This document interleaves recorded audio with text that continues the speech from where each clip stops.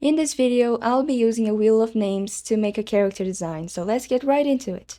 But first, I needed to decide on base things of the character, if they're gonna look more feminine or more masculine, if they were gonna be more androgynous, what would be their vibe overall, and then what would the type of story they would take part in.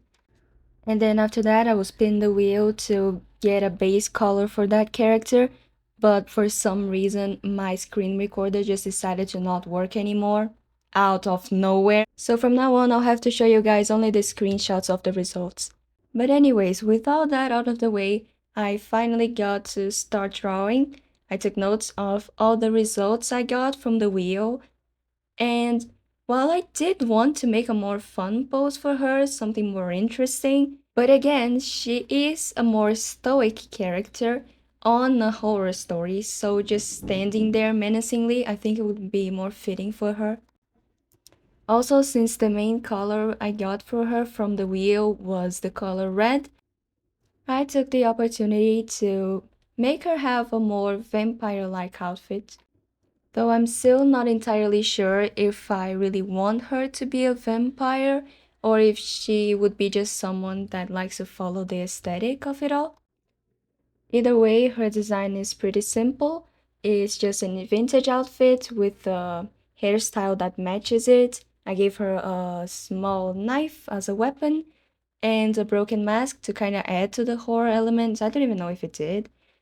I also added a little rose on the mask because I just thought it looked cool, and it would be a nice detail to make her look more original while also helping to give her that whole main colors red look, because you'll see on you'll see further on in the video, but I actually make her cape more brownish, so having more details that are red really helps.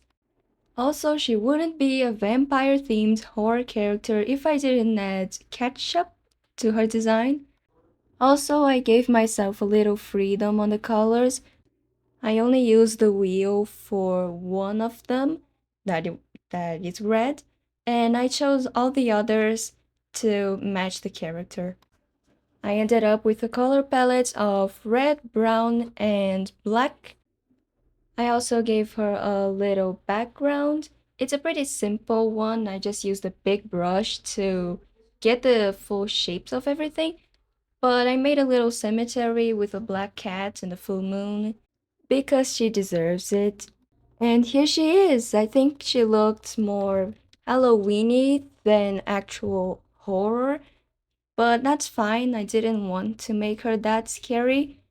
If you have an idea of a name for her, do comment it down below. I'll choose an answer from one of the comments and say it on the next video. If I get any comments, that is. And I'll see you in the next one.